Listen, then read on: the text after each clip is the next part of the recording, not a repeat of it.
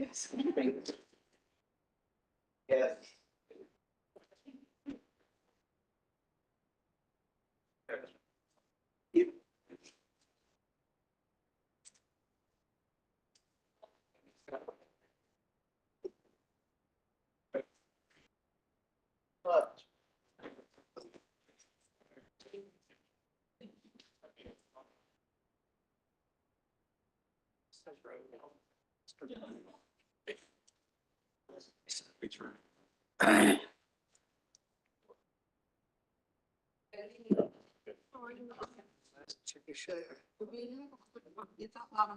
Ambassadors, each ambassador gets a proclamation.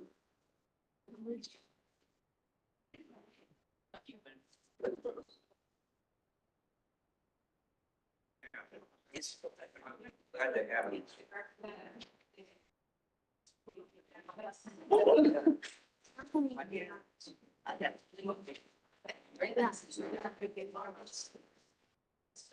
Yeah, we have to get like 10. If you need more, if you need my office to buy more, we can do that. Just to.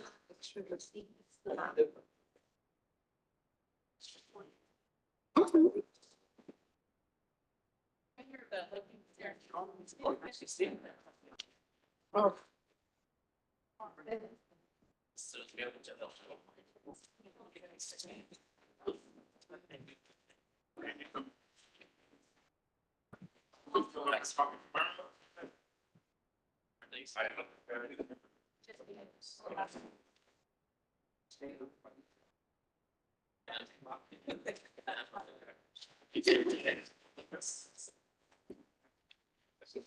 You know, that's not.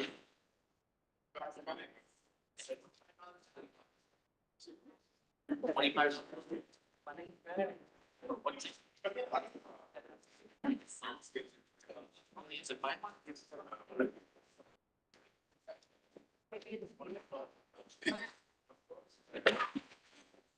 You're like the one man. It looks so pretty.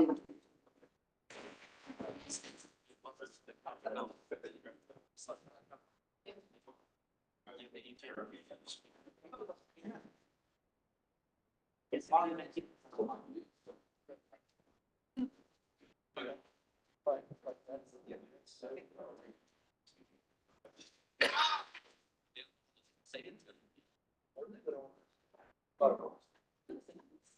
They're gonna rehab it first. They make like a simple.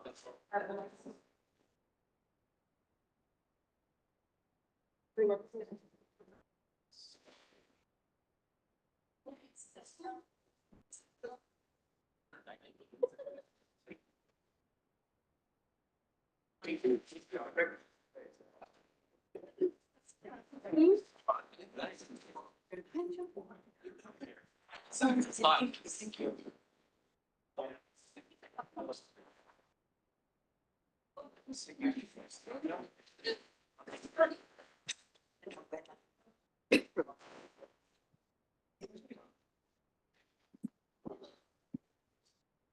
Good afternoon. Notice of a public meeting of the City Commission of the City of Brownsville. Good afternoon. Pursuant to Chapter 551, Title 5 of the Texas Government Code, the Texas Open Meetings Act, notice is hereby given that the City Commission of the City of Brownsville, Texas, in accordance with Article 5, Section 12 of the charters of said city, will convene a regular meeting on November 7, 2023 at 5 p.m. in the City Commission chambers located on the second floor of the Brownsville City Hall Old Federal Building located at 1001 East Elizabeth Street.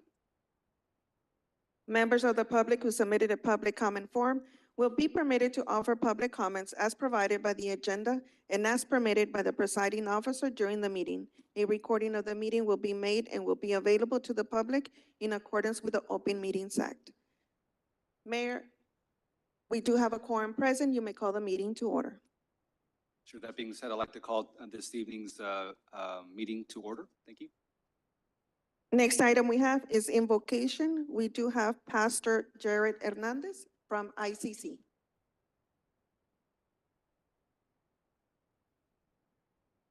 First off, thank you for the opportunity to come here and pray for today's meeting.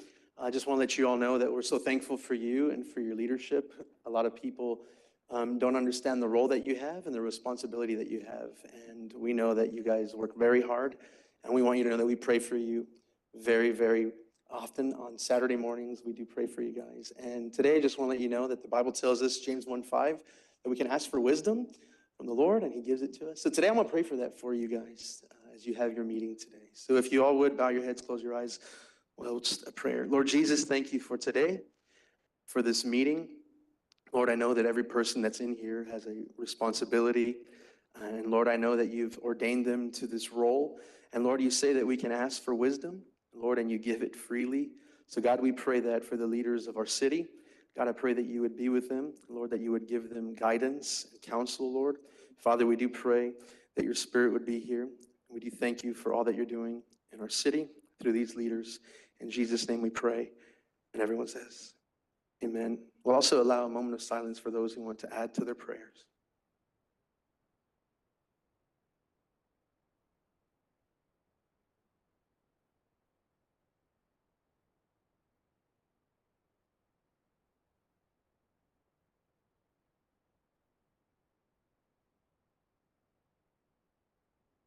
We say, amen. Amen.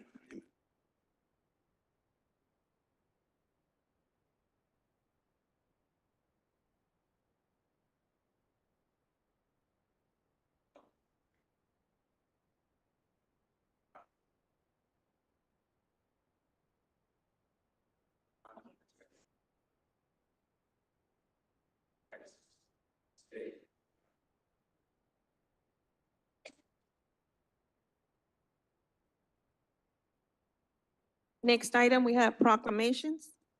The first proclamation is the International Southmost Choice Neighborhood Ambassadors. Can we get the team up here, the International Southmost Neighborhood Choice team?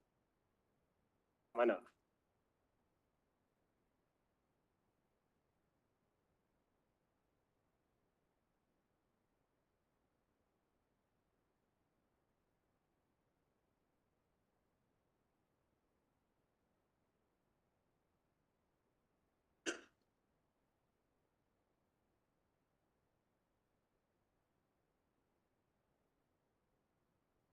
A proclamation of the City Commission of Brownsville, Texas, recognizing International Southmost Choice Ambassadors.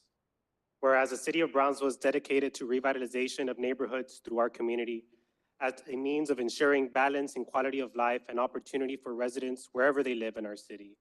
And whereas in November 2021, the City of Brownsville, in partnership with the Housing Authority of the City of Brownsville, was awarded a $450,000 Choice Neighborhoods Planning Grant from the U.S. Department of Housing and Urban Development to revitalize the Victoria Gardens housing development and the surrounding International Southmost community.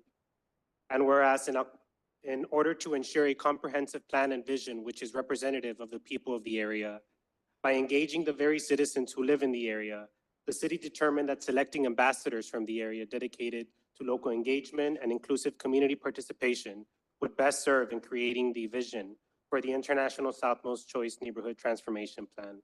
And whereas the City of Brownsville selected Maria Reyes, Cecilia Espindola, Vanessa Vasquez, Griselda Servin, and Luz Monroy in January of 2022 as the ambassadors, key members of the planning team, and tasked them with engaging their neighbors and community members in the planning process through different activities, efforts, meetings, and events to ensure local community awareness of these efforts and to ensure their input. And whereas the vision of the International Southmost Choice Neighborhood Transformation Plan includes strategies for a resilient and prosperous community where Victoria Garden residents are connected to the larger Brownsville community, residents and elementary schools to local universities, the International Southmost Neighborhood to Brownsville, and its history and culture to a positive future. And whereas the International Southmost Choice ambassadors have made several contributions to their community by visiting with their residents in their homes, conducting surveys, providing information regarding available resources within the Housing Authority of the City of Brownsville, and serving as a voice for the residents in their community. Now, therefore, we, the members of the City Commission of the City of Brownsville, Texas, by virtue of the authority vested by charter of said city, and on behalf of all of our citizens, do hereby recognize and honor the International Southmost Choice ambassadors Maria Reyes, Cecilia Espindola, Vanessa Vasquez, Griselda Servin, and Luz Monroy for their dedication to their neighbors and residents of their community, and further call upon the residents of Brownsville to do the same in an effort to support revitalization efforts throughout the city of Brownsville for the benefit of all. Done on this day, 7th day of November, 2023.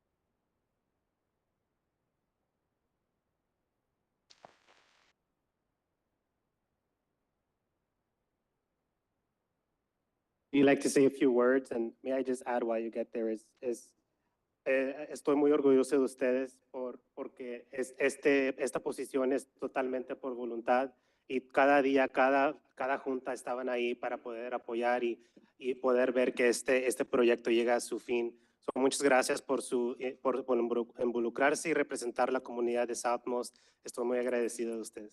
Gracias. Buenas tardes a todos los presentes. Gracias por la invitación. Mi nombre es María Reyes. Soy embajadora del programa International Southmost. De una manera muy especial quiero darle gracias primeramente a Housing Authority, ¿verdad?, por haber confiado en mí como embajadora de este programa. También a la ciudad por este reconocimiento. Y pues yo estoy muy feliz de participar en esto, porque puedo saber las necesidades de la comunidad y hacerlas llegar aquí a ustedes, porque la verdad sí tenemos mucha necesidad dentro de International Southmost. Gracias.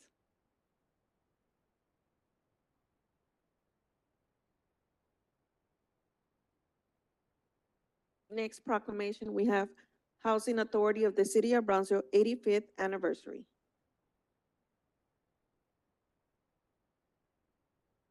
All right, I think members of the Housing Authority that want to come up to receive this proclamation.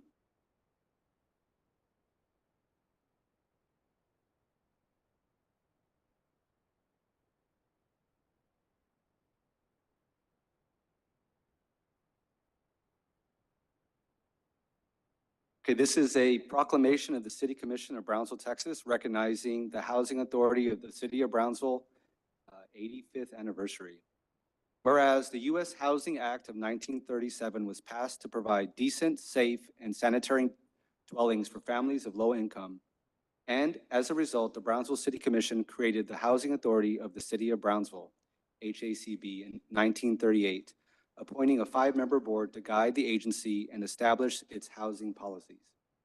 And whereas in 1939, the Housing Authority of the City of Brownsville received funding from the U.S. Department of Housing and Urban Development for the construction of its first low-income public housing development named Buena Vida. And since opening said development, the HACB has diversified its portfolio by providing affordable housing options via the HUD Housing Choice Voucher Program, HUD Rental Assistance Demonstration Program, the 9% Housing Tax Credit Program, and currently is overseeing the construction of Tangelo Quarters Phase 2 and the adaptive reuse of the El Jardín Hotel. And whereas HACB recognizes that its role and responsibility to advocate for the most vulnerable families in our community goes beyond providing a housing unit, and therefore it has developed a diverse menu of supportive services programs assisting all members of the household with the goal to improve their quality of life. Said programs include HUD Choice Neighborhood Planning Initiative, Connect Home USA, HACB Scholarship Program, HCV Homeownership Program, HUD Family Self-Sufficiency Program, HUD Ross Program, Book Rich Environment Program, Road to College Program, Bibliotech, and HUD Envision Center, among other opportunities.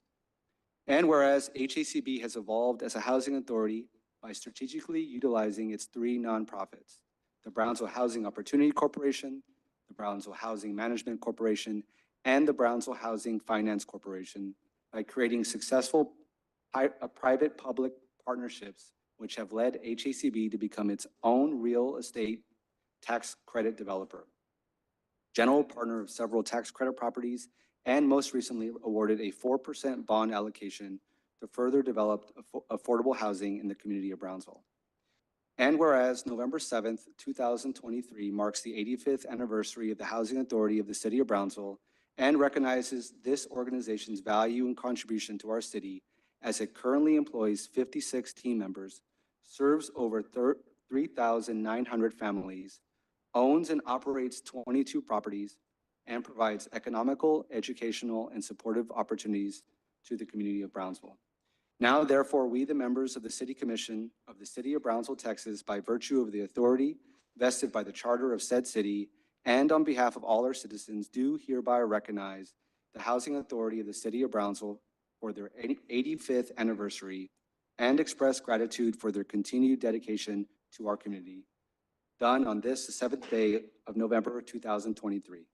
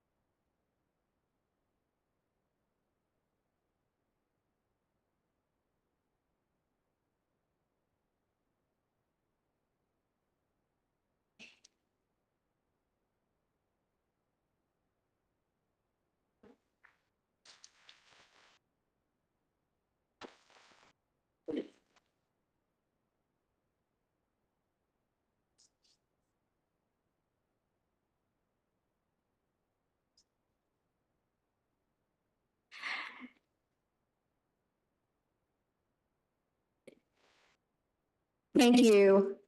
My name is Carla Mancha, and I'm the CEO for the Housing Authority.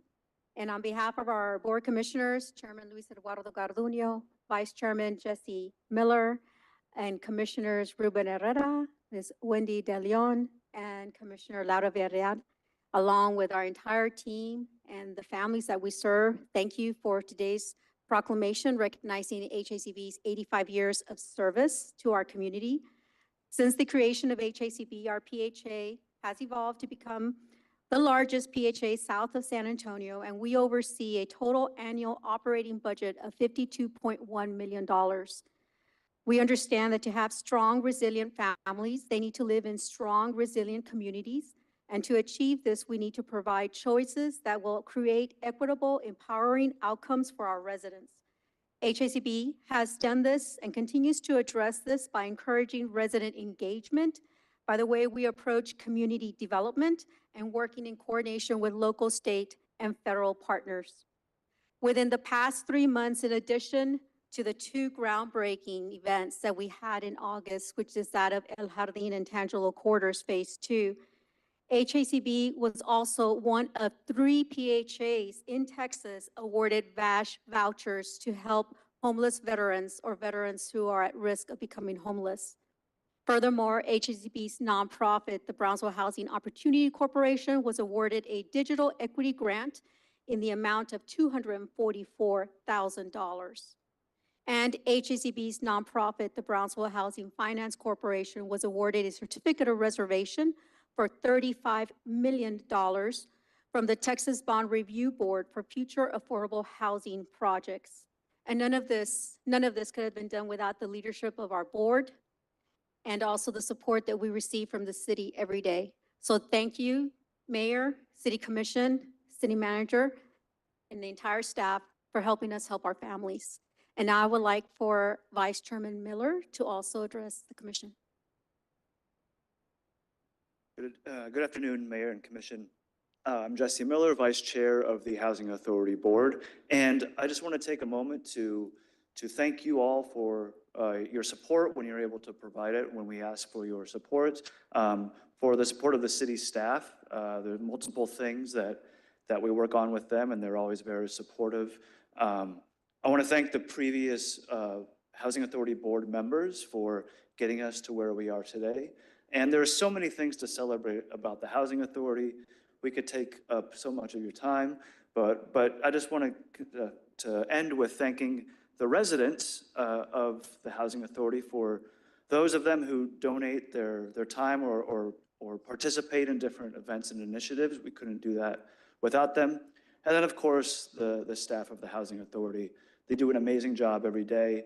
It really is quite remarkable what they pull off every year. So thank you for the recognition, and thank you to the staff.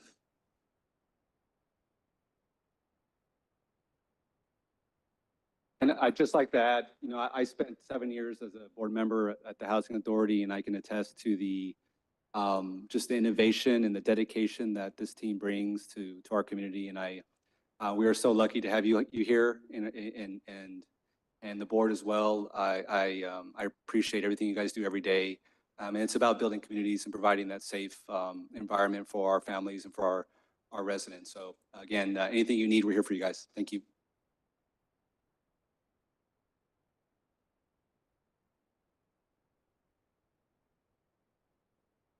Next item, we have public comment period.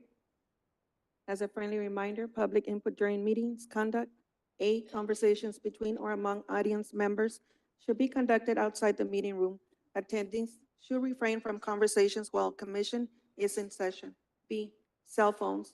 Attendees must refrain from the operation and use of cellular telephones, pagers, etc., or any mechanical devices that may disrupt city commission proceedings. C, placards, banners, or signs are not permitted in the commission chambers or in any other room in which the city commission conducts a meeting. Included in this prohibition are various hats, caps, visors, and t-shirts, which may represent sentiments as alluded to regarding placards, banners, and/or signs.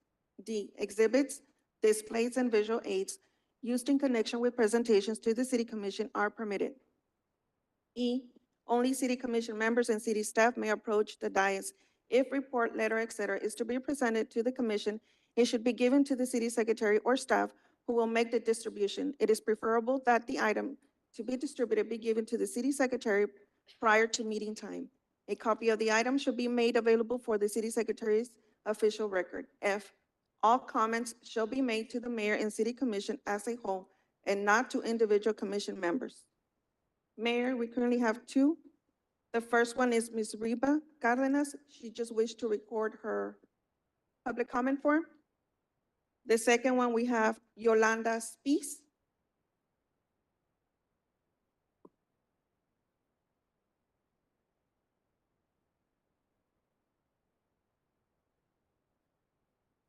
When you're being mocked by the Brownsville Police Department, when they know an officer by the name of Efrain Cervantes did something wrong because he didn't know the law, and instead of helping you, they gaslight and ridicule you, it doesn't feel good. You feel assaulted, attacked, and raped.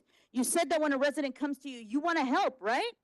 Well, I'm a Brownsville resident, and I'm coming to the mayor and the city commission for help. I know I'm not the only person who's experienced this at the hands of the Brownsville Police Department. They don't know the law, and they're enforcing it, and that's dangerous for Brownsville residents. You telling me it's inappropriate to bring it up and refusing to do anything better training for police officers in terms of the law and procedure. That means you are complicit in the illegal activity of the Brownsville Police Department. Do you really think this is going to look good when you run for re-election? Do you really think giving me a dog is going to shut me up? Knowing that the police department has behaved horribly and will continue to do this to other people without the proper training? They've been abusive, unprofessional, rude, and have run interference for a criminal, even though she broke the law by filing a false police report, a felony. And Officer Cervantes violated police protocol and procedure and aided and abetted in the theft of my dog, Dobie. He's an accessory because he didn't know the law or chose to ignore it because he knew the criminal. Dobie was a beautiful German Shepherd, and according to what she told Cervantes, the dog was AKC registered. She paid for that dog. If that were true, why was Dobie running at large apparently for hours?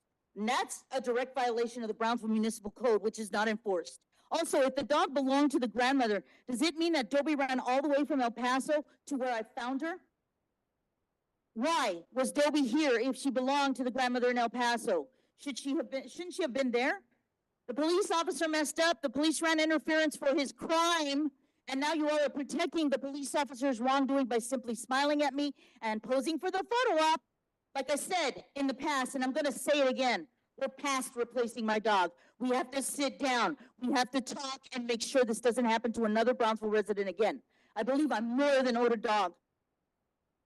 I'm owed an apology, and I'm owed so much more. You want me to go away, then meet with me and talk with me and try to make this right.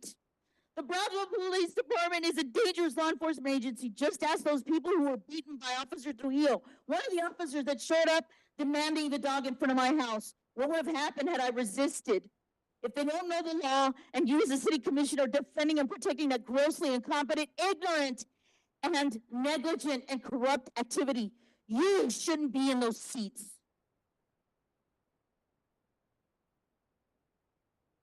Next item, we have presentations. First item is citywide grant updates. With your permission, Mayor, I'd like to make a few comments before Ephraim makes this report, very important report. I'm going to take you back to 2009. I was first elected, and I was not a politician. I was an obstetrician gynecologist. And after the celebrations ended, I had a panic attack because I thought, how am I going to do what I said I was going to do? How am I going to begin? And I called up my friend, Belinda Reiniger, who's now the Dean of the School of Public Health. And I said, Belinda, you've got to find me some money. I don't know how I'm going to even begin. They're not going to give me any money. There's no money in the budget, et cetera, et cetera. So she was starting a summer science intern program for college students that wanted to do a summer project. And she assigned one of her students, a young man named Mitchell McKnight, who I believe is online with us tonight. And he looked at how to find Dr. Gowan some money to do health and wellness programs for the city of Brownsville. At the end of his month, he made a presentation to us, and he explained how 13 cities of similar size in the state of Texas added up or lined up in terms of how many dollars they achieved from grants. Well, I can tell you that Brownsville was dead last with about $13 per capita over the previous 5 years in grant awards. Abilene was about $700 per capita, and McAllen was only $1 or $2 better than Brownsville. And all the other cities were in between. And the first thing that struck us was, one, there was so little money coming into Brownsville in grants, but the reason was we didn't have a grants department. We did not have a dedicated grants department. So I had reached out already to some folks in the planning director because I wanted to change the built environment and make it more available for kids to walk to school and so forth. And he took that sheet of paper from me and he said, I need to show this to the city manager. So he took it to Mr. Kabler, and that gave the impetus for Mr. Kabler to hire 2 part-time grant writers who I also think are online, Miss Stephanie Reyes and John Rodriguez. Are you guys on? I'm here. There's Stephanie. John, are you on? He may not be, he's in Mexico City. And Dr. McKnight, are you on?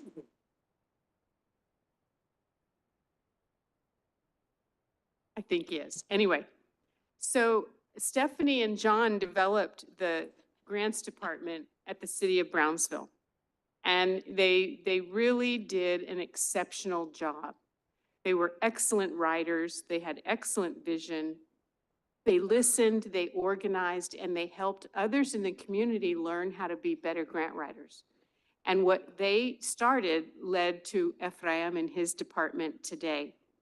A few years later, that was 2009, a few years later, I was asked to deliver a proclamation to Dr. Trapp on his 80th birthday. Dr. Trapp was a family practitioner in Brownsville when I was a child. I went, delivered the proclamation, and a young man came out of the audience and said, "Hi, Dr. Gowan, how are you?" It was Mitchell McKnight, who was then Dr. McKnight. He became an oral surgeon. And he told me that he didn't realize that his summer project had translated into anything meaningful for the city of Brownsville. He also told me that the only reason he was participating in that summer science program was he was looking for an excuse to come to Brownsville and spend the summer with his grandparents, Dr. and Mrs. Trapp. All very coincidental. So there's some things that are meaningful that develop in Brownsville because people have vision, because people work very hard. And there are other things that happen because of the right people being in the right place at the right time. And I believe that Mitchell, Stephanie, John, myself, Dr. Reiniger, all were at the right place at the right time to develop the grants department. And I can't wait to hear of your project. So, good evening, Honorable Mayor and Commissioners. I think we were gonna plan this out as best as we could, but I'm glad that we're here. So we'll go ahead and get started with our presentation. With me, I do have Ms. Erica Duvernay and Samantha Cienfuegos, our grant manager. Unfortunately, is under the weather. She can't join us, but she's with us in spirit. So let's go ahead and get started with the show, right? So we are the Grants and Community Development Department. We have two divisions within our department. We have the Community Development Department that manages HUD programs, and we also have our Grants Division, which is the division that seeks funding for multiple federal, state, and local and foundation funding. You see, we're developed back to a department, and we recently worked on our mission statement and vision statement. Our purpose, obviously, is to improve our community as a whole. Up to this fiscal year, which ended September 30th, 2023, we received over $24.5 million, and you could see the spread out on the different departments on that particular funding. So most of the funding does incur seeking funding and some entitlement funds. So you see the highlights of the different departments, which is Fire and OEM, multimodal transportation. You do have the police department, engineering and public works. So a comparison, this was a similar slide that was shown at the budget timeframe. So if you all see with $4 of tax support that we expense, we're able to contribute that in $1 of expenditures. Also, $8 of tax support equals to $1 of funding through grants. And that's just the fiscal year itself. That's $123 per capita versus the 13 that Commissioner Gowan referred to in her presentation. Yes, so this is just in the fiscal year. We do going to turn it over to Ms. Sammy Jo, that's going to give us a rundown of the grant process. So the Grants Division collaborates with city departments and our external partners to identify funding needs and innovative projects. We research, draft, and submit proposals to local, state, federal, and private foundations. Aside from gathering data and submitting grant applications, we also assist with reporting and grant management. We offer technical assistance and grant peer reviewing services to local organizations. Our process includes working with city departments to set department goals for the upcoming fiscal years based on City Commission pillars. We then develop search criteria based on each department's work plan. The criteria generates weekly search results, which are reviewed by the grants team to find matching opportunities. We then share these opportunities with city departments, and if they want to go for that grant, we begin the application process. Once we secure the funding, we manage, again, local, foundation, state, and federal grant funding in tandem with department project leads. We communicate with funders and keep up with all reporting requirements. Even after we receive grant awards for various departments, we continue to assist with sustainability plans to ensure continued funding for each project and research funding opportunities for multi-year projects. So on this slide, we're highlighting the grants that have been submitted for the fiscal year of 2022 to 2023. The total amount requested was about 15.8 million. And on this slide, you can see the total amount of grants that were awarded this past fiscal year, and that was about 7.4 million. These grants range across all commission pillars, including infrastructure, quality of life, public safety, governance, and economic development. I'll just add that they also help external nonprofits and partners. So it's not only city departments, but right now they're helping the Brownsville Wellness Coalition and the zoo with grant applications. So now Erica Duvernay will cover our multi-year comparison.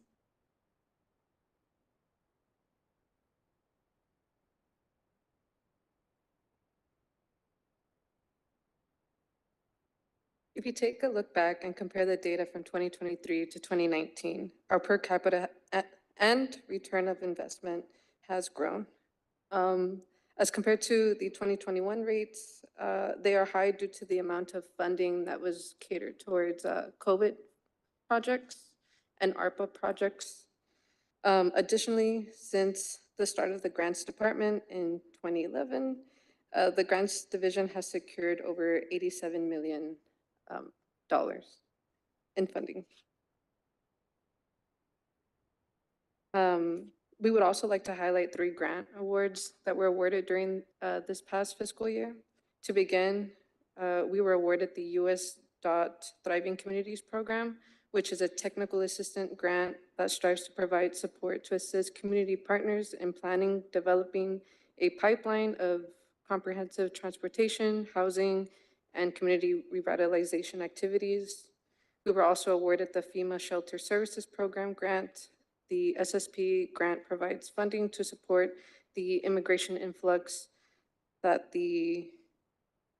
immigration influx operation of the city of Brownsville. And lastly, we were awarded the Texas Parks and Wildlife Department's Community Outdoor Outreach Program grant. This grant provides funding for programming that engages underserved populations. On this slide, we have our contact information. We are happy to assist the city and local organizations with finding grant opportunities that will benefit the residents of Brownsville and the city as a whole. If you have any questions, please feel free to reach out to us via phone or email. We appreciate your time. Thank you. We also want to to finalize, I appreciate having Stephanie. Last month, it marked my 10 years with the city, so I've always been with the grants and community development. So Stephanie, I appreciate the opportunity back then and with John as well. So we are here as a resource for you as a commission, as well as local nonprofit organizations, or whoever needs some help, we are here to assist. Thank you very much for your time and your support. Ephraim, I have a question. Are there any grants that are, if a department, not you, but a department writes their own grant, is that included in your total, in your running total that you're describing? Yeah, so the running total of the 24 million, that's all the grants through the city-wide itself. So you have multiple departments that sometimes do apply for grants directly. And then when we talk about the return on investment portion on the little table, that's what the division itself goes and seeks for those particular funding sources. And what if another entity, let's say entity X writes a grant and the city of Brownsville is a co-participant in that grant, you're going to get we're going to get X amount of dollars from that grant that somebody else owns. Is that followed in your running total as well? Yes, yes. So we, as an example, in this time around, for the Choice Neighborhood Grant itself, we are the leads and the Housing Authority was the co-lead for it. The first Choice Neighborhood, they were the leads and we're the co-leads. So those numbers are also tracked in that aspect. Sometimes we also support nonprofit organizations. So they should be the lead and we're supporters of that. We also secure that as a capturing of the amount for the award.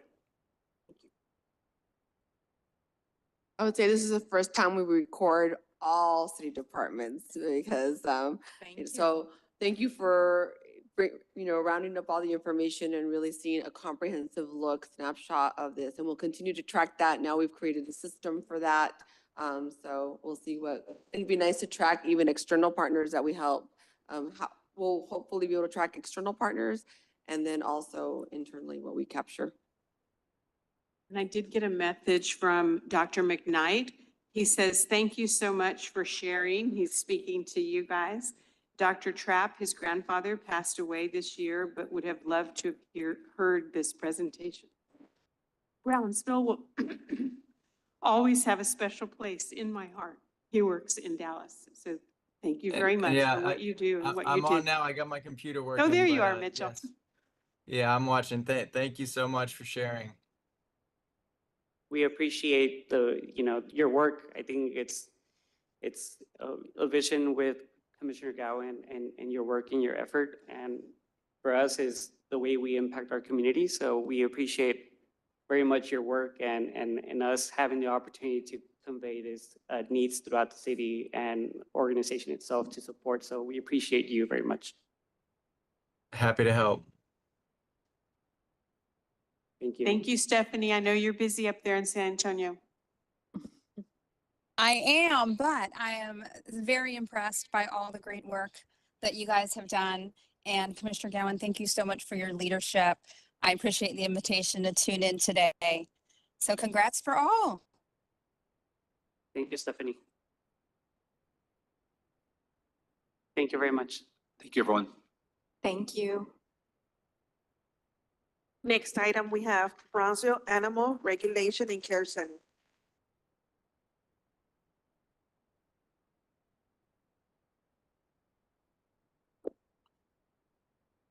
Good evening, Mayor, Commissioners. My name is Antonio Call. I'm the Deputy Director of Animal Services here at the City of Brownsville. And joining me today is our Operations Manager through our embed program with Best Friends, Taylor LaFay. We are happy to present to you a quick annual update of our shelter and our operations. And so just starting with our clinic, this is a big win. Through a donation from Best Friends, we received some much needed surgical equipment so that we could outfit our clinic and begin surgery again in-house. This has been remarkable because we have been able to increase the standard of care to our animals at the shelter. And one of the wonderful things is that we are now treating heartworm positive dogs, which hadn't been happening before. Another wonderful thing that we're working on is we're trying to obtain some chemistry machines, such as a centrifuge, microscope, and also an x-ray machine. So again, so that we can continue that standard of care. We've worked a great deal with our grants department, and we have secured a grant this year so far that will allow us to purchase a canine transportation unit. But we'll continue to dive in and look for other opportunities so that we can purchase some of the equipment that we need to finish outfitting our clinic. I'm going to turn it over to Taylor now just to give you a quick update on the collaboration with Best Friends and the embed agreement that we've had for the past 6 months. We have about another 6 months left on that agreement, but I can tell you that we've had some remarkable improvements, and so I'll let her dive into those details. Thank you, Dr. Caldwell. As mentioned, my name is Taylor LaFay, and thank you. I work for Best Friends Animal Society as a manager of operations within their embed program. I moved down to Brownsville 6 months ago and have been embedded as the manager of operations in the shelter ever since. When I arrived, we put together a little bit of a roadmap of how to save more animals in Brownsville that is on the screen. And while I could talk about this for hours, I will just really briefly touch upon 3 of the items in our roadmap. The first being sanitation and disease control. I can now proudly say that every animal that enters the shelter receives its core vaccines and dewormer prior to entering its housing kennel. And if it is still in our care 2 weeks later, those vaccines are boosted. This allows our animals to be as safe as possible and minimize disease spread within the shelter. Now, as well, every animal is given a bed and enrichment to reduce stress. We know that being in the shelter is stressful on these animals, and we want them to be as happy and healthy as they can be while they're in our care, transitioning to the next step of their lives. Next is our CCP program, which is community cat programming. It is the only proven way to reduce the cat population while also increasing both animal and public health. So cats entering the shelter as stray animals are no longer being euthanized. They're all being evaluated for eligibility of returning to their homes. Prior to them returning, they are being vaccinated, spayed and neutered, and ear tipped. And that little ear tip is to signify to the community that this animal has been vaccinated and is altered. While we are doing that, we want to make sure the community knows what we're doing and just doesn't see a van dropping off cats within their neighborhood. So we are hanging door hangers that explains what we're doing. And we're also offering free cat deterrents. So it's understandable if the neighborhood does not want cats on their property, but there are humane ways to do it. And we are offering those free of charge. They include water sprayers. If cats, you're seeing them on your vehicles, it will deter them from jumping up. Different items that they can put in their flower beds so the cats are not using that as a litter box. But we want to make sure these animals are happy and healthy and that our neighborhood is happy and healthy as well. And finally, just touching on our financial commitment to life saving. Saving animals' lives is expensive, and Best Friends absolutely believes in life saving here in Brownsville. So over the last 6 months, we have invested just over $125,000, both in grant funding and in-kind donations. This includes a full-time vet tech position, the new surgery equipment, a high-volume spay and neuter vet, and techs who came to visit. They're actually here right now, and they're averaging over 40 animals a day being spayed and neutered in our shelter, and new microchip scanners and safety equipment. I will say over the last 6 months, the staff that is sitting behind me has worked immeasurably hard for these animals, and I am so excited to see what the next 6 months and beyond holds for the shelter. Thank you, Taylor.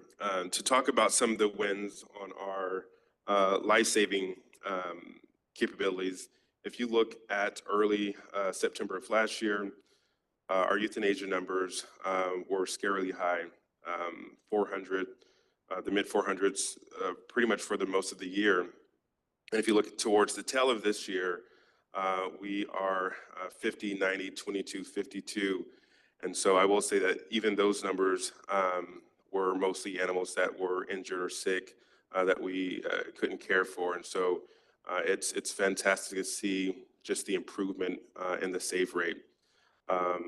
We calculate our save rate by measuring the live intakes minus the non-live outcomes divided by those live intakes. And so again, we were only saving 26% of the animals that were coming through our doors last October, 14% last November. Fast forward, we're 85 for May, 34% in June. You'll see that decline because that's when we did have the parvo and distemper outbreak. But then again, just the rebound in July of the 73% and 78% save rate. And so tremendous, tremendous improvement. Just looking at their pipeline dreams, we do have a need for commercial laundry equipment. We do need some fleet replaced for our animal control officers' vehicles. We're looking at what does it look like to get our roof and HVAC overhauled, and then other things like a mobile adoption unit. We know that sometimes our distance is a barrier for our citizens to come out to where we are. And so we want to bring those adoptions to them. And so again, through grants, we're hoping to obtain a mobile adoption unit. And we would love to offer a remote pantry for our citizens. We know that sometimes they release animals to us because maybe they're just struggling to feed them until they get that paycheck. And so we want to be able to provide that so that the animal can stay in the home where they're loved. And then in the future, somewhere down the line, we know that we do need to expand our shelter.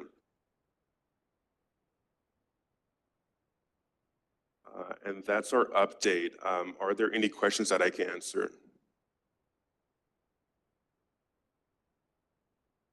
Just congratulations on the wonderful event that was held this weekend. And, it just seems like everybody, the community coming together. I know the mayor and the commissioners are supporting, but really everybody it seems like everybody came together for a great purpose. So I know that you had a lot to do with that. It was your idea. So I want to just acknowledge staff and everybody for all their hard work. Thank you, Ms. Ramirez. I didn't know that Commissioner De Los Santos could dance that well. That was. I did not dance, I don't say. I just wanted to say thank you so much for all that you're doing. It's hard work. I mean, you're fundraising to make things happen, saving animals, providing a resource that is deeply needed within our community. And I can't put words into the appreciation for you and for all that you're doing. And it was an incredible night this past Saturday. If you have Facebook, please follow BARC. The save the date for the following gala is next year. It's November 2nd, 2024. Please save the date. And it all goes back to our furry friends and our furry that become family members as well. So again, thank you so much for all your dedication and your hard work, not only to you, but to your staff, to the board members. Everybody plays into part. It was a very big night with some big numbers that were fundraised. So thank you. Thank you, Commissioner. Yeah, I just want to add, I think when you add champagne, I think it increases the adoption rate, so. That's a very good point. Thank you again. We had a great time. Yes, thank you. I think one thing that we all got was nobody ever said no to us. And I think that really is a testament to our community, that we are a very pet-friendly community. I applaud you all for increasing the saving rate. That alone speaks to the volume of the operations. So thank you all for keeping communication with us. I am very big on you all coming to the commission, because that's the only way we can know as the city leaders how we can support our animal shelter. So thank you for being here today, and I hope that we can continue to see you quarterly. Even feel free to reach out to one-on-one to commissioners to meet with them, because I know each one of us are big animal lovers. But thank you all for your dedication. Thank you, Commissioner. And with that, I will read the proclamation. Well, 1 minute. I'd like to thank you all for the neutering and the spay you all are doing right now. I think it's a great program. I've taken 5 cats in the last 2 days. I was told that you all are doing over 40, 50 cats a day. I think that's awesome. It's going to help these numbers, that even though they're a lot better, they're still sad, right? So congratulations and thank you. Thank you, Commissioner. Proclamation of the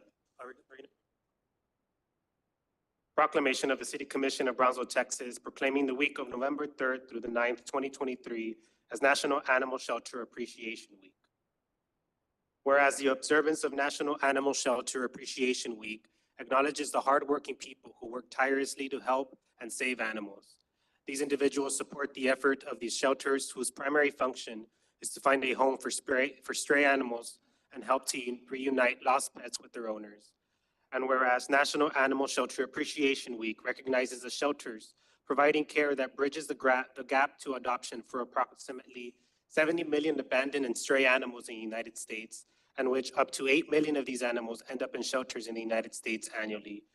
And whereas since its establishment in 2005, the Brownsville Animal Regulation and Care Center staff have devoted their time and resources to saving the lives of countless animals in our community. And whereas the City of Brownsville Animal Regulation and Care Center answers calls for assistance to capture potentially dangerous animals, rescue animals in distress, investigate reports of animal cruelty and neglect, provide education for pet guardians about responsible pet care, as well as provide nutrition, medical care, enrichment, and a second chance at life to every animal that comes through their doors. And whereas the Brownsville Animal Regulation and Care Center encourages all members of the community to celebrate this week by choosing to save a life through pet adoption. And now therefore, we the members of the City Commission of the City of Brownsville, Texas, by virtue of the authority vested by the Charter of said city, and on behalf of all of our citizens, do hereby proclaim the week of November the 3rd through the 9th, 2023, as National Animal Shelter Appreciation Week. The Brownsville Animal Regulation and Care Center encourages all members of the community to celebrate this week by choosing to save a life through pet adoption. Done on this day, 7th day of November, 2023.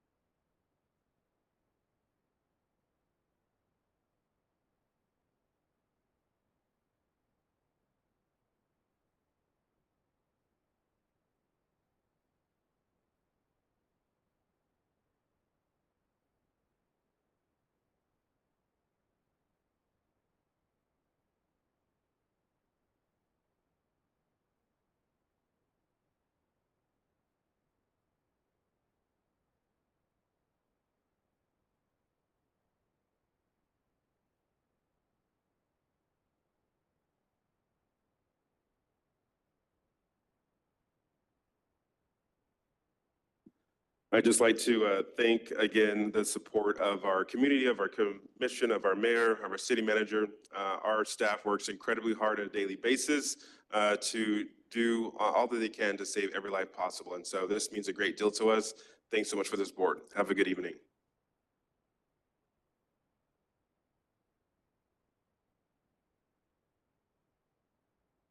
Next item, we have city manager update.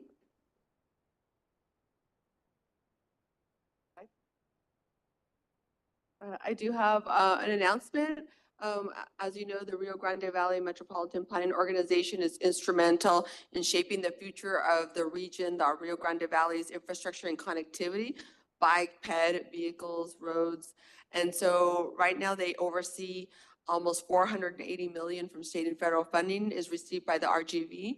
And congratulations to our Brownsville Mayor, Cowan, because he was appointed vice chair of the RGV MPO.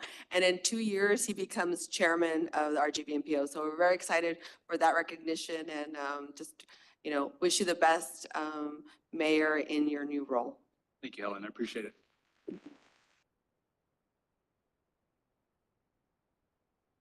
And also I have Commissioner Linda Macias has a special plaque that is recognizing the city of Brownsville. If you'd like to speak about that plaque? Absolutely.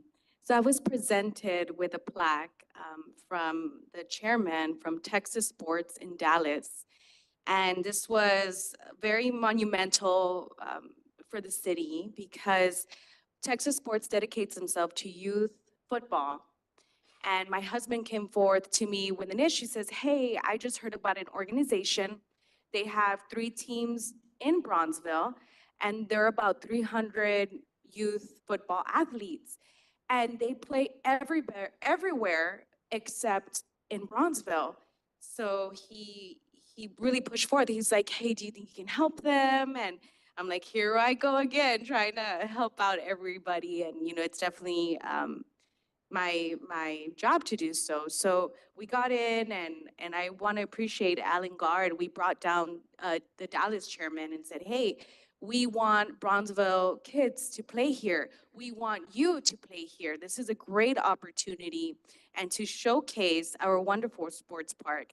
And Alan Gard on his second day had to deal with that very big task. And, I was very persistent and insistent, and I was going to do everything and anything to help ensure that our Brownsville kids got playing time at the sports park. And in collaboration, it took a cohesive approach with the city manager's office and with Alan Gard and even BCIC, since it was also seen as an economic development opportunity as well as a quality of life aspect. And so I have a plaque here. We brought in 1,600 families from Dallas, Alamo, San Antonio, Corpus Christi, and all across the RGV. And it was so beautiful to see how we can all make a difference. And so seeing 1,600 athletes come down with their moms and their dads and the aunts and uncles and all the family members to see, and for them to be so impressed with our city, everything that was going on with the pumpkin patch, the zoo was packed. It was so rewarding. So I want to thank the city of Bronzeville. I want to thank Alan Gard and the Parks and Rec team for the collaboration. They were so appreciative. They drove down here the weekend after they had played on October 21st and 22nd. And they said, we are so impressed with Bronzeville that we are going to bring in 4 more additional games for the spring semester. And we're going to try our best to bring in international and national football games, youth sports to Bronzeville. So thank you.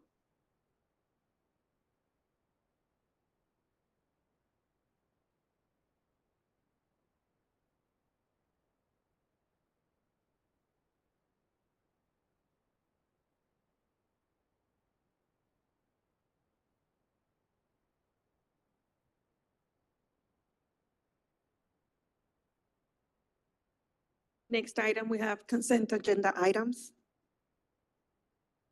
I'd like to pull item 7, the consent agenda. Yeah, I'd also like to pull item 19 and item 1.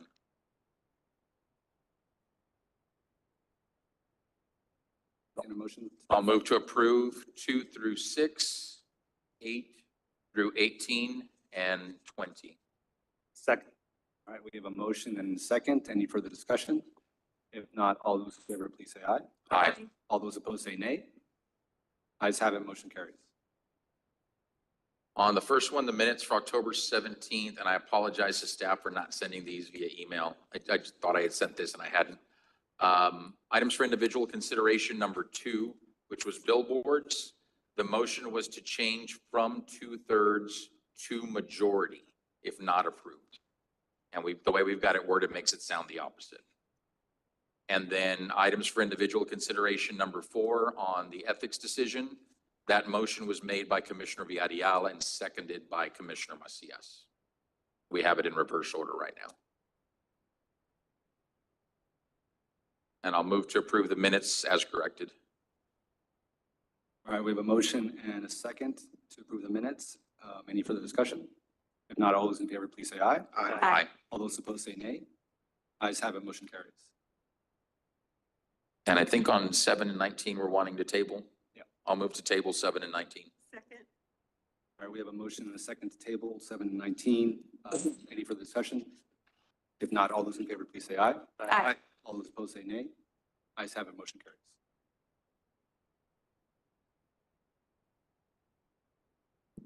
Next item, we have public hearings. Public hearing number 1, public hearing in action on first reading on ordinance number 2023-1701-A, amending chapter 102, utilities, article 3, rates and charges, section 102-81 of the Code of Ordinances to cancel scheduled adjustments to the Resaca fee, setting a public hearing thereon, and providing a severability clause and effective date.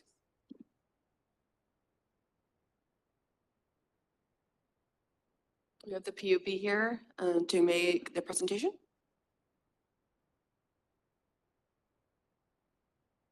Mayor Cowan, Commissioners, City Manager Mark Dombrowski. I'm the Assistant General Manager and Chief Operating Officer for Brownsville Public Utilities.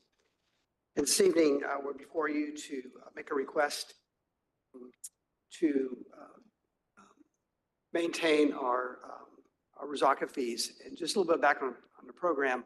As many of you know, the Resacas, not only do they store stormwater during heavy rainfalls, but we also pump water into the Resacas, raw water from the river as storage This improves the water quality and also helps improve the economic development. And it restores the environment for both the plants and animals around the Resaca. So there's a lot of benefits for our community. It's a program worth keeping. Currently, the Resaca fee is set at $6.25 per account for each water user. And in FY24, we're expecting that to generate about $4.14 million in funding. And I have a breakdown of how we use those funds. And so about 1.5 is for the Restore grant, which is a reimbursement grant from the Texas state.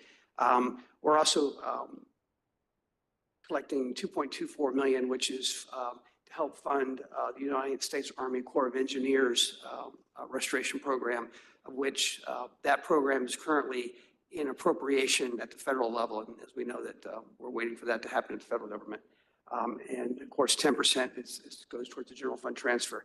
So that's a $4.14 million there. And so in 2022, we passed an ordinance setting the rate of $4.50 for January or June 1st, increasing on January 1st is $6.25. And it also set an increase in 2024 to $10 and then at $12.26. And what we're asking is to hold the rate now at $6.25 because that will generate enough revenue for us to maintain the Resaca restoration program.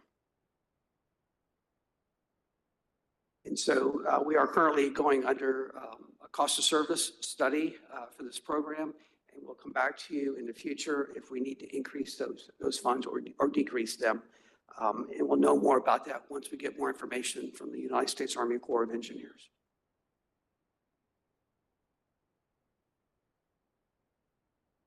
Answer any questions? Thank you, Mark. I appreciate the presentation, and I know the PUB board is also in favor of making this pause here in the rate schedule. Yes. So I'll open up to questions or comments from the commission.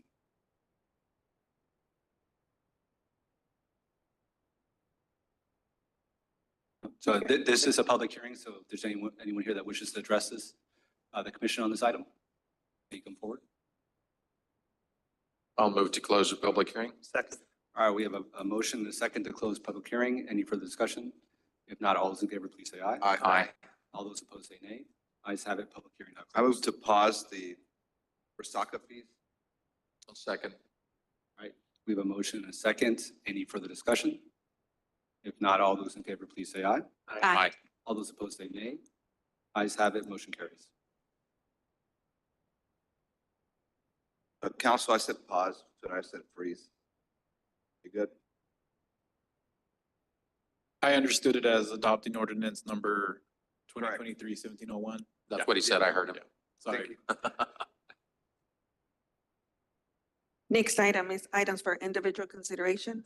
Item number 1, consideration and action on resolution number 2023-126, authorizing the replacement of Computer Share Trust Company as paying agent registrar for the city of Brownsville's outstanding debt obligations and the appointment of a successor paying agent registrar for such debt obligations.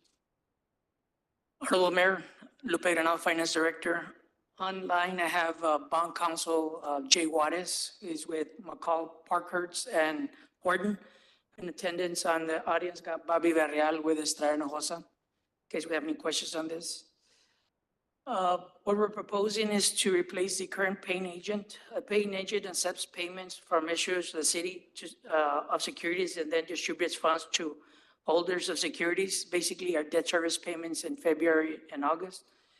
They also act as a register, keeps records of all holders registered for securities, and they also are escrow agent. Basically, when we do mainly bond refundings, they hold funds and they distribute them for the city. Our current paying agent is CompuShare. We pay an average about $750 or $1,000 per series. There's a mixture in those. It's about 6 series that are $750, the rest of them are $1,000. The city engaged Estrada Hinojosa to help start an informal process on the proposal of these services. 7 proposals were received. All proposals met the criteria. It boiled down to fees. Financial advisor provided the bid tabulation that's on on the screen up there. Basically, the lowest one, most responsive and responsive vendor submitted paying agent fees at $350, escrow agent fees at $250. UMB Corporation Trust and Escrow is a national ranked and recognized provider of corporate trust funds. Savings, the city will save about 50 to 65%, or about 17,000 a year. In a 5-year trend, we'll be saving about 85,000. Are recommending that we award the services to UMB Bank. Have any questions? I'll entertain a motion on this item. I'll move to approve.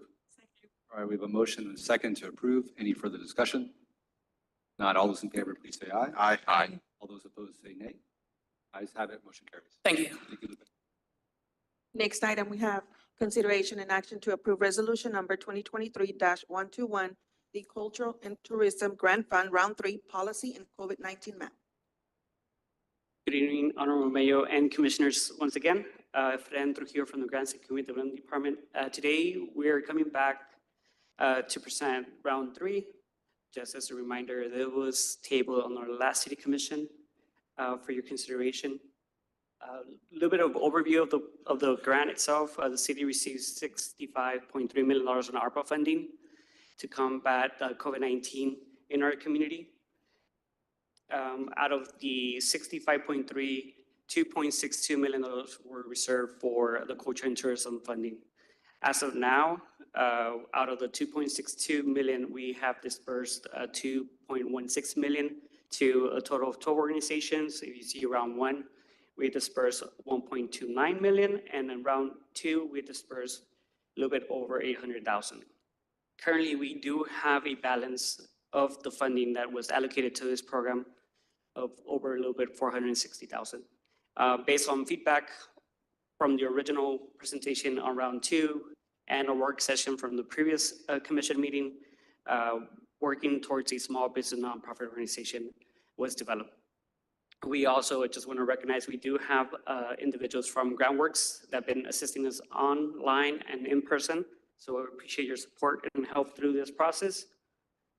So the intent of this program is to help small business nonprofit organization with up to $10,000 for aid to their business that were impacted with COVID. The intent for them to use these funds are going to be to assist them for rent, mortgage, staff retention, supplies, and marketing. The application process, as we mentioned in the work session, there's three categories, but we specifically talked about qualified census tract. And I'll share the maps in a couple of slides down, and the COVID high infectious rate zones, which is within the city limits of Brownsville. Those are going to be the prioritizations for the program. A key aspect of the program itself is small business nonprofit must be established prior to March of 2019 to be eligible for funding. And in addition to that, we did consult to different stakeholders within our city and partners throughout the general community. So we met with Commission, with BCIC, the Brownsville Chamber of Commerce, our downtown manager, Alan Garces, with the Planning and Redevelopment Department, and the U.S. Small Business Administration. And we also conducted business surveys so we could get some feedback. So the intent of adopting the high infectious rate, aside from the QCT is the qualified census tract, is this is going to allow for a flexible review of their applications. So the map itself, if they're impacted, which is mainly the whole city, I'll share the map in a bit, 14% or more, they'll be covered. So there's no additional requirements on documentation as a flexibility. So this is the infectious rate map. If you see everything, most of Brownsville is covered through the infectious rate. You see the little pockets, which is some area in downtown, a couple of areas towards Boca Chica, Los Ebanos area in little pockets. That big pocket on the right-hand side, that's the airport. So these are the eligibility criteria. So we do have group 1, group 2, and group 3. Group 1 would be those areas that are QCT and infectious rate. Those are going to get priority that didn't receive any other type of assistance throughout the COVID era, which is basically PPP programs any federal assistance. So we're going to give prioritization. Some of the comments and feedback we received for the work session was to look at the revenue. So originally we had 3 million, we reduced it to 1.5, making it more reasonable gross revenue for small businesses. Obviously, that's the maximum amount. It doesn't necessarily mean that we are not targeting those more vulnerable pop and mob shops that are within the city. Another feedback that was provided part of the work session is what happens to the areas that are not covered either through the infectious map or the QCT. So they are going, and didn't receive any other type of federal assistance, they are going to be categorized as group 1. So if you see the second bullet in black, they will have a priority. They will have to provide justification of their impact and their losses within the program, but they'll have a priority if they weren't assisted with any particular funding during COVID. And then we have group 2, which is also any small business nonprofit that are the QCT, but did receive some assistance during COVID or COVID programs. They'll be prioritized in group 2 and group 3. It will be any other businesses that did receive federal assistance during COVID, but will be able to qualify. As a reminder, we only have 460,000, so we're more or less looking about 46 businesses to assist with the remaining funds that we have. And this is the qualified census tract map I've been referring to. This is the whole area that's of flexibility within the ARPA funding. And if you see, this is the 2 maps combined.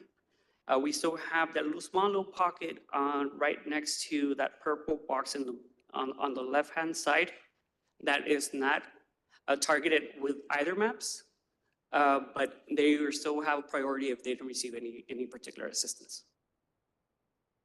Some of the next steps, obviously, after your approval, we're gonna do community outreach. We're gonna do block walking. So we're gonna start providing flyers. We'll be sharing those flyers with you all, so you could also give the word out to any business or nonprofit that you all know. Our goal is to maximize the funds and support our businesses through COVID impact that they had. We plan to also have our application available in the January, February. We're working with Groundworks to finalize the portal itself, and we will be hosting informational sessions both in English and Spanish for the different businesses and nonprofits that wish to have assistance.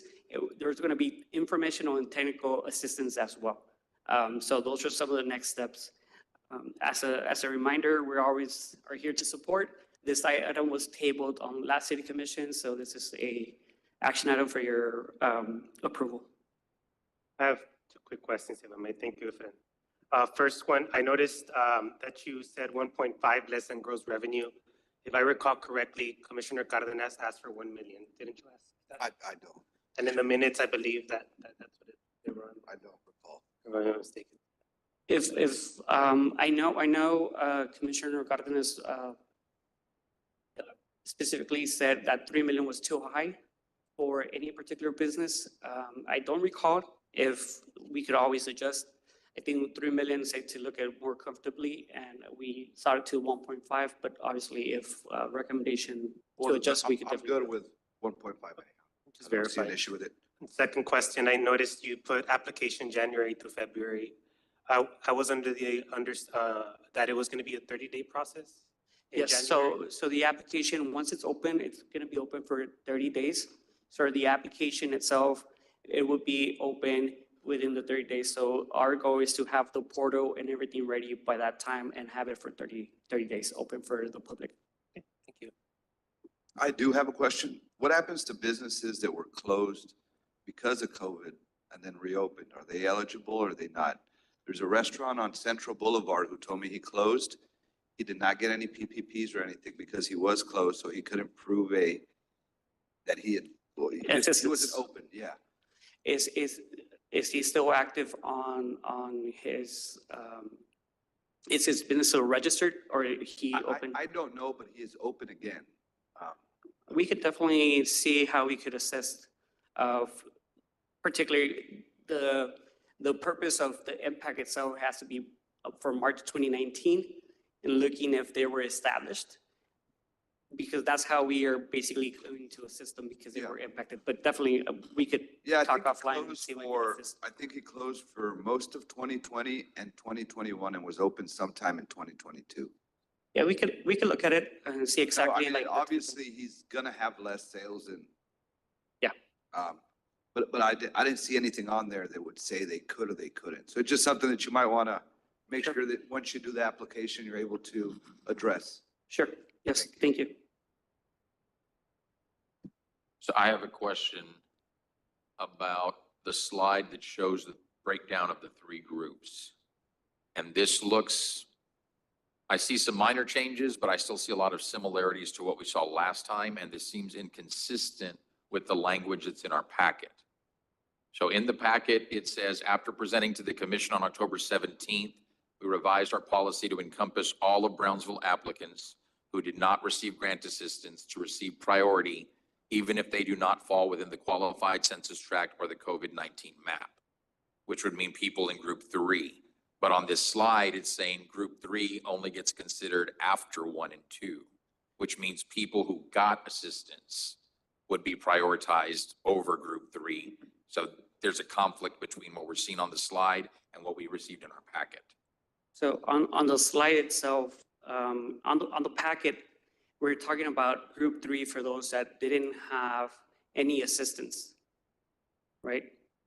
If you see on group 3, it's for any individual or any business within the city of Brownsville that receive assistance, but they're not within the QCT and the infectious rate map. So we prioritize those that were outside the little shaded areas. Says they go to group 1.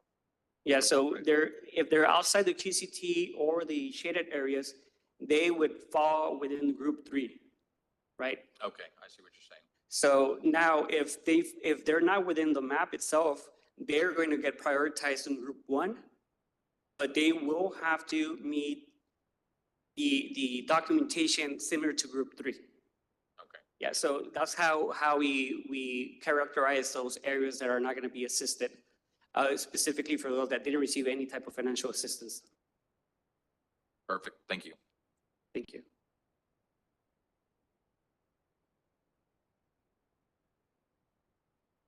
I'll entertain a motion on this item. I'll move to approve. Second. Move to take off the table. Yes. All right. Remove from the table. Second. Motion to remove from the table and a second. Any further discussion? If not, all those in favor, please say aye. Aye. All those opposed say nay. Ayes have it, motion carries. Thank you. Move to approve. All right, we have a motion and a second to approve. Any further discussion? If not, all those in favor, please say aye. Aye. All those opposed say nay. Ayes have it, motion carries. Thank you. Thank you very much. Item number 3, consideration and an action to acknowledge the letter of notification to Commissioner Roy de los Santos in response to Ethics Advisory Commission recommendation in decision EAC 2022-09-02. Mayor and Commission, my recommendation is to first bring this item in under executive session with the other items, and then we can have discussion in open session when we come back. Okay. Do we need a motion to that effect? When we go into executive session, the motion would be to include item number 3 under 551.071. Okay, thank you.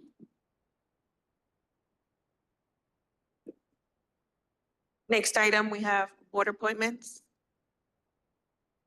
Item number 1, consideration and action on resolution 2023-127 to appoint a member to the Capital Improvement Advisory Committee. I'm ready. I'd like to appoint Dennis Sanchez. Second. All right, we have a motion and a second. Any further discussion? If not, all those in favor, please say aye. Aye. All those opposed say nay. Ayes have it, motion carries. Item number 2, consideration and action, if any, to approve resolution number 2023-104B to appoint, reappoint, and/or remove member of the Transit Advisory Committee. So I would like to make a motion to appoint Juliana Diaz. Second. All right, we have a motion and a second. Any further discussion? Not all those in favor, please say aye. Aye. All those opposed say nay. Ayes have it, motion carries. Mayor, it is now 6:21. Would you like to make a motion to go into executive? I'll move to go into executive session and to include item number 3 from individual consideration and action to acknowledge letter of notification to Commissioner De Los Santos. All right, we have a motion. Do we have a second? Second. We have a motion and a second. Any further discussion? If not, all those in favor, please say aye. Aye. Aye. All those opposed say nay. Ayes have it, motion carries. The following items will be considered during executive session. Item number 1, closed session pursuant to Texas Government Code Section 551.071, consultation with attorney, including contemplated or pending litigation and/or settlement offer related to EISG versus City of Brownsville.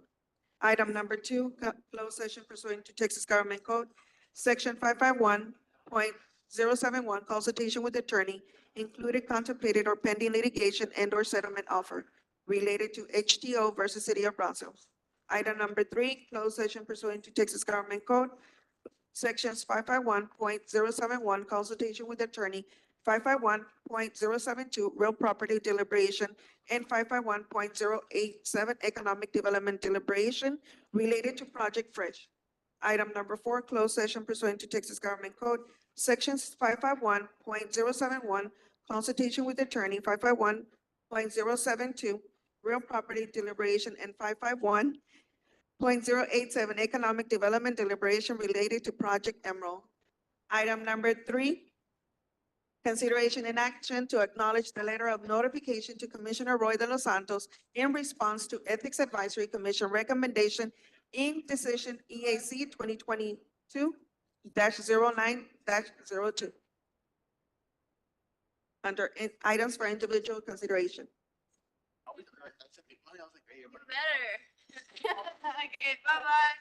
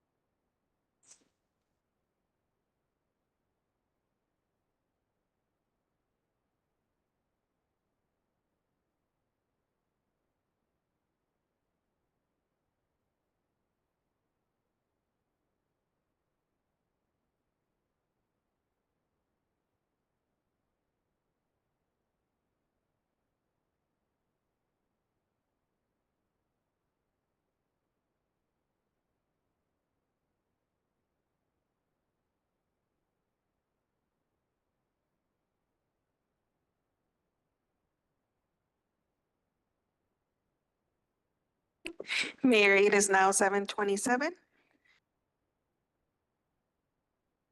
Possible action on any items as discussed in executive session. Item number one, consideration and action, if any, related to EASG versus City of Brownsville. Mayor, on item number one, I'd like to move to authorize the city manager to execute a settlement and proceed as discussed in executive session. All right, we have a motion. Do we have a second? Second. We have a motion and a second. Any further discussion? If not, all those in favor, please say aye. Aye. All those opposed, say nay. Ayes have it, motion carries. Item number two, consideration and action, if any, related to HTO versus City of Brownsville. Mayor, on item number two, I'd like to make a motion to authorize the city manager to execute a settlement and proceed as discussed in executive session. All right, we have a motion. Do we have a second? Second. We have a motion and a second. Any further discussion? If not, all those in favor, please say aye. Aye. All those opposed, say nay. Ayes have it, motion carries. Item number three, consideration and action, if any, related to Project Fresh. No action on this item. Action. Item number four, consideration and action, if any, related to Project Emerald. No action. Now, individual We go consideration number three. to, yes. Items for individual consideration. Item number three, consideration and action to acknowledge the letter of notification to Commissioner Roy de los Santos in response to Ethics Advisory Commission recommendation and decision EAC 2022-09-02. Before I entertain a motion on this item, I do want to make a public statement to help clarify any perceived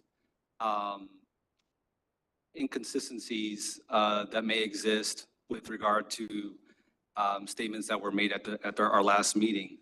In no way did any of the entities mentioned in the complaint, which includes the Mitty Foundation, Mitty Cultural District, or the Camille Playhouse, were found to have any wrongdoing with regards to Chapter 38, our Code of Ethics. So I just want to stress that and put that on the record for the minutes, my statement. So with that said, I'll entertain a motion. I'll move to table. All right, we have a motion to table. Do we have a second? We have a motion and a second. Any further discussion? If not, all those in favor, please say aye. Aye. All those opposed, say nay. Ayes have it, motion table, item table. Next item is adjournment. Move to adjourn. Second. Second. All right, we have a motion, a second to adjourn. Any further discussion? If not, all those in favor, please say aye. Aye. All those opposed, say nay. Ayes have it, meeting adjourned. Thank you, everyone. It is now 7:30. Meeting has ended.